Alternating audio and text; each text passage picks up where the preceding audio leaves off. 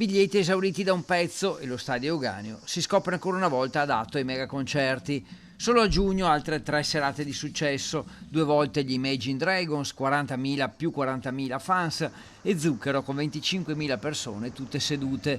Per Cremonini, come per gli altri concerti, la macchina organizzativa parte al mattino presto, percorsi obbligati, spazi di sicurezza, le prove del suono, ma soprattutto l'attenzione ai fans che arrivano perlomeno da tutta Italia. Brescia. Da Brescia? Siete arrivati con grande anticipo.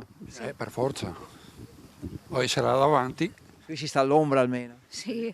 Come funziona? Vi hanno dato un numero, giusto? Possiamo guardare. Lei è il numero 8 addirittura, quindi uno dei primi arriverà proprio sotto al palco. Sì.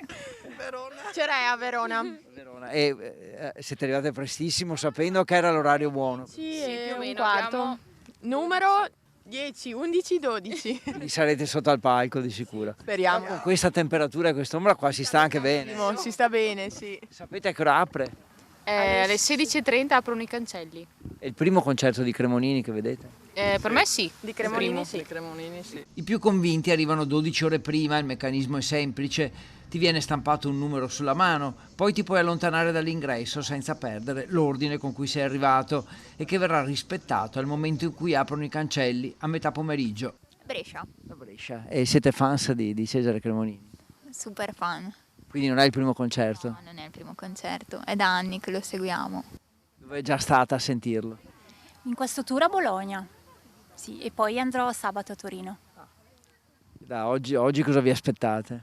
È uno spettacolo come sempre. Si balla poi sul prato? Sì, sì, tantissimo. Veniamo da Rovigo. Ma fans di Cesare Cremonini o per vedere un concerto? No, fan di Cesare Cremonini. Già visto? No, non ancora, primo concerto.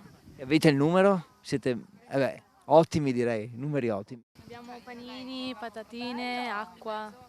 Bene, allora buon concerto. Sole, caldo, affa, lunghe attese, anche questo è il bello dei concerti e non ha età.